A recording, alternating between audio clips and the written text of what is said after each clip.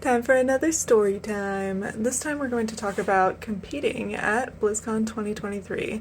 There's been a lot of feedback from a lot of different sections of the community that this convention could have gone a lot better, but I'm going to strictly focus on what happened to cosplay people that were competing and the exhibition and that kind of stuff. And I also want to emphasize that this is not going to be discussing the results. We're not going to get into that. I don't care who you think should have won. That doesn't matter. We're just going to focus on the process and how that all worked. So initially, from looking at the rules when they opened up the submissions, it looked like it was going to be run similar to 2019, where they had us do online submissions, and then from there they were going to narrow that down to 50 people to be judged in person, so the judges had a little bit less work to do on the day of instead of trying to judge like everybody. This submission process, we didn't get like confirmation emails when we submitted, so a lot of people weren't sure if the actual submission went through. So I'm assuming that there were probably a lot of duplicates because people weren't sure if it actually went through. And then eventually we did get a confirmation sort of email for a 25% check-in, and then we sent those back in, didn't hear anything, and the next deadline for the 80% check-in on October 1st came around, and we were never prompted for any kind of submission. A lot of us just went ahead and emailed in and talked about it in the Facebook group, and we hadn't heard anything back at all until a couple weeks later. The people who hadn't unprompted emailed them in, got like a really angry email saying that they needed to submit their 80% or they were going to be kicked from the contest. There was one person I spoke to at the convention. This, check-in or you're kicked email went to their spam box, and so they were kicked out of the contest because they weren't connected with the rest of us cosplayers and just, running with what information we had to just send it in anyway. So that was really unfortunate for them. But after that, we didn't hear back at all to find out if we were finalists or not. Nobody was really sure if we were in the contest still or if we were being moved to the exhibition, because in 2019, if you weren't one of the top 50 finalists to go get judged in person to be narrowed down to 25 for the main contest, you were put into the cosplay exhibition, which was just walk across the stage, get your moment in the spotlight, and that's it. So we eventually, after not hearing anything for a while, the band gets announced, Le Seraphim, and it says that the band will be performing on Saturday night immediately following community night. At this point, none of us had actually gone through the rules and verified what days it said, but the rules did back this up that they were moving community night to Saturday. So from 2005 to 2019, this contest, community night, the big cosplay day, was always Friday. And that's what all of us expected, all of us planned around. That's how it's always been. And so this was already a huge change, and we couldn't get a solid response from them, confirming is that correct, or is this a typo? Is this is this the plan going forward? There wasn't really much communication at all back from them.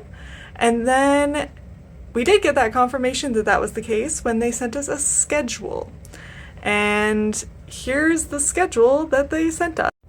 So yeah, here's the schedule. They just out of nowhere sent this to us. And you'll notice here, there's 2 different days here. We've never been expected to be in costume both days. When we figured out it was Saturday, we figured that was when everything was. But this was saying that we were going to do judging one day and then need to do community night the next. For a lot of different reasons, the whole community was really confused. But if you've never seen BlizzCon cosplay, you might think this is reasonable, but most BlizzCon cosplays are a little over the top. We can't use the restroom in these. They are physically extremely strenuous, and often after an initial wear, they require repairs. So we only wear them on the day of the competition. And we also, like, it takes a lot out of you physically. So the idea of doing 2 days in costume for a 2-day convention, not 3-day, not 4-day, 2-day convention, both days in costume, was absurd. So we raided their email inbox, and they did at least change it. So here was the revised schedule that they sent us. So check in on Friday to pick up our sticker, and then we still had to do this rehearsal, which we've never had to do before. And honestly, having now done the rehearsal and done the stage thing, I do think it was probably unnecessary. But the emails made it seem like we needed to attend the rehearsal, like if we wanted to compete, we needed to attend. And somebody, when we were backstage, said that like nobody needed to be there and it was optional. And it's like none of our emails made it sound very optional. And let me tell you, when I am paying a lot of money to be at a convention, that's not exactly what I want to be doing between 7:30 and 9:30 p.m. It ended up being shorter than that, but either way, probably unnecessary. So you'll notice that there's another time for stickers, but judging got changed to 1 hour. 1 hour of judging. Which, I mean, like, at least now we don't have to be in costume both days, but like, really? You're gonna judge all 50 contestants in an hour? Alright, sure. Anyway, and then, yeah, the cosplay group photo being in the schedule, nice, but then we had to go backstage at 3:30 and sit around for a really long time. So I'll get to how the rest of the night went later, but the cosplay judging is the other thing that I have a really, really big issue with.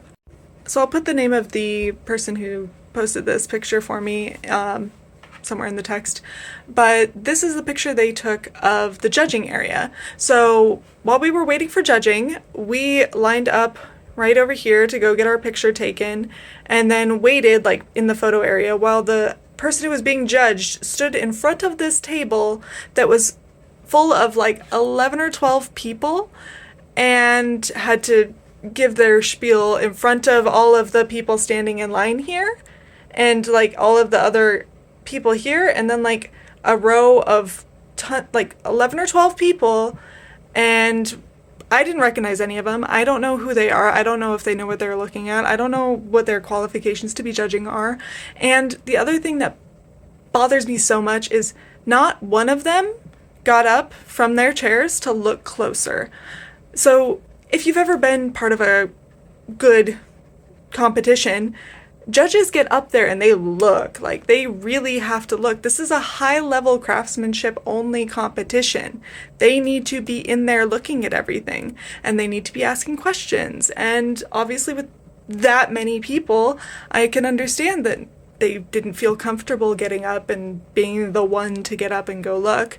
But the fact that nobody did, and they basically judged everything, 4 or 5 feet away at minimum, like, that's not how this works. And it's so ridiculous because they have internal people. Like, there are people who work at Blizzard that, like, still work at Blizzard that judged previous competitions. They have people who work at Blizzard that are high-level cosplayers that would be able to judge this. And they would have told you that judging in an open area like this ain't it either. Like, that needs to be a little bit private.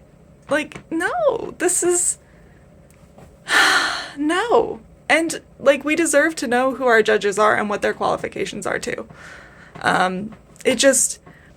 the whole thing felt, like, really weird and disrespectful, and, like, I feel really bad for the cosplayers who haven't done this kind of stuff before, so they might think that's normal and that was how judges were supposed to treat them, and it's not.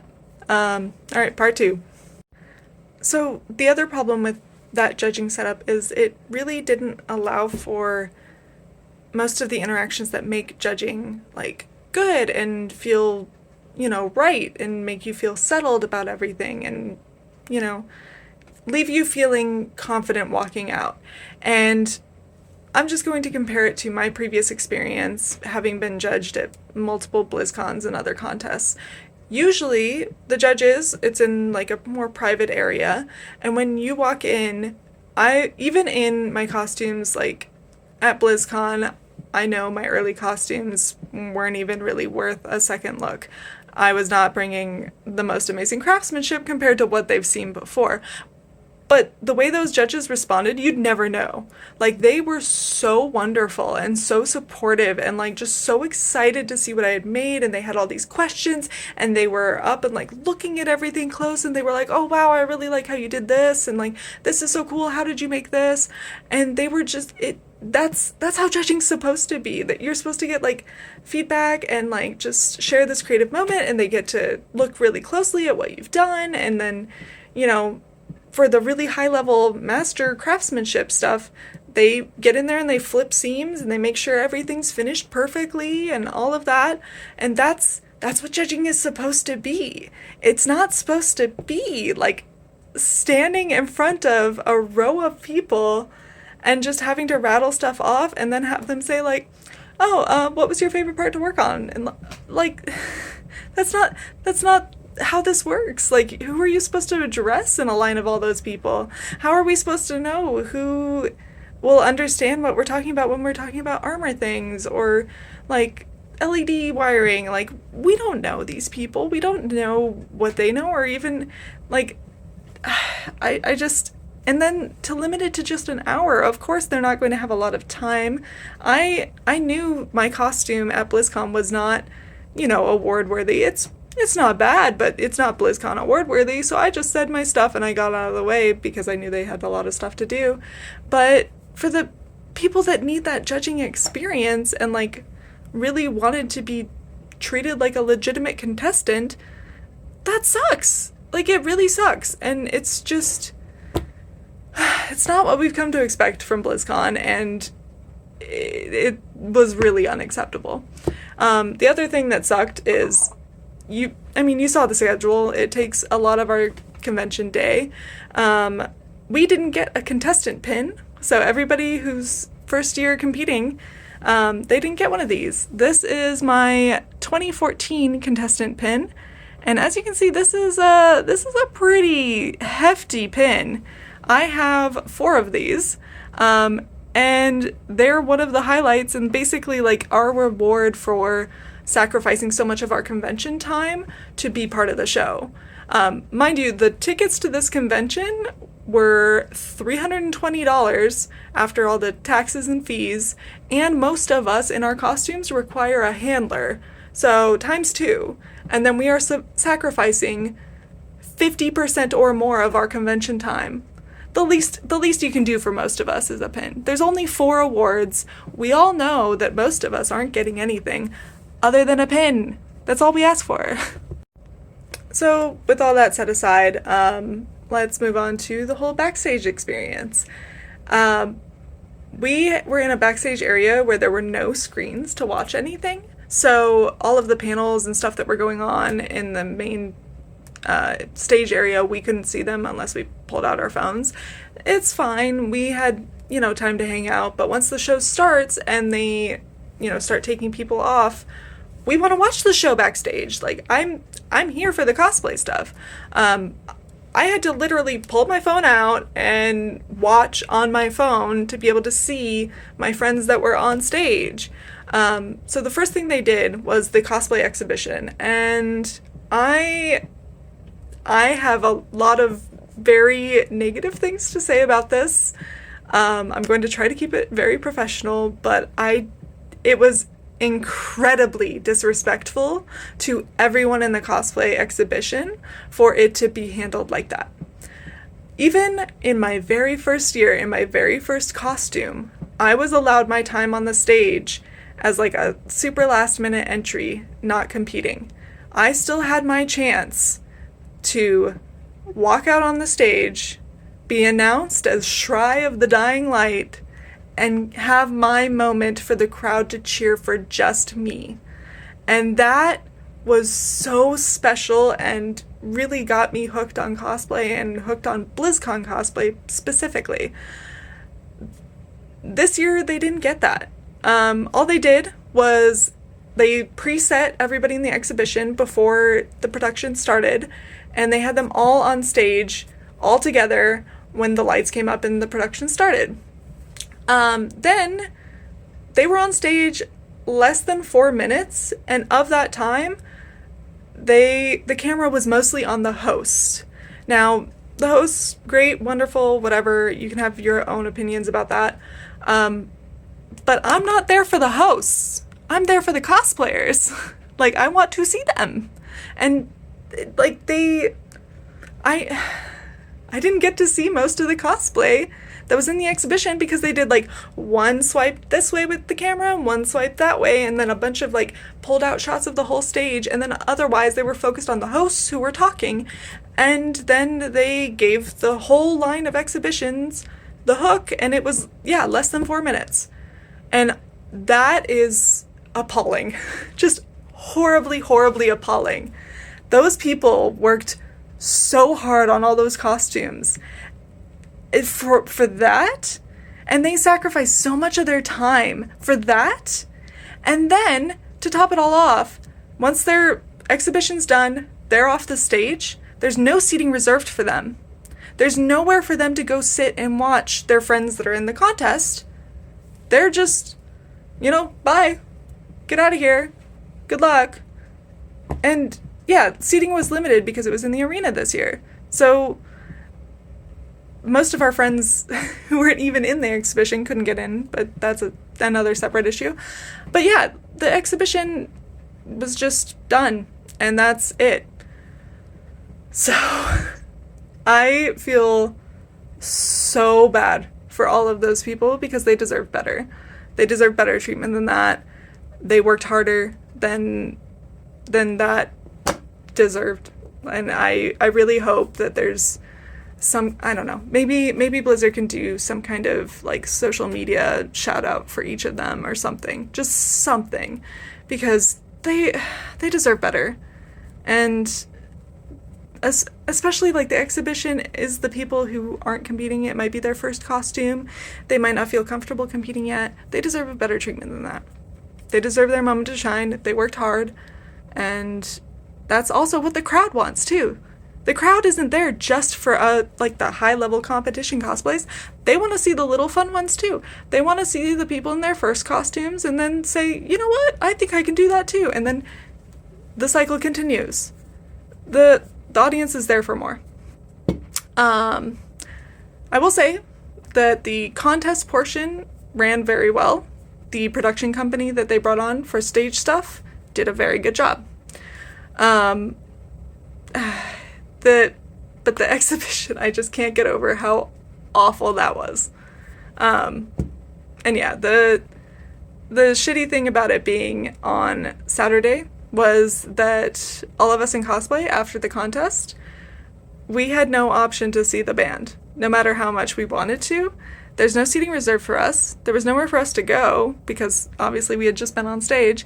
So we didn't get a choice in seeing the band or not. So and a lot of people that were taking up seats during the community night and all the cosplay stuff were probably just there for the band to save a seat and not really there for us because, there's going to be some overlap, but the people that are interested in cosplay and the people that are diehard fanatics for K-pop are not a huge overlap. Not a perfect circle. Some overlap, but not quite. So, and then we get to await further response regarding some other stuff that was in the rules, like us finalists getting free badges for next year. So, who knows how that's gonna go.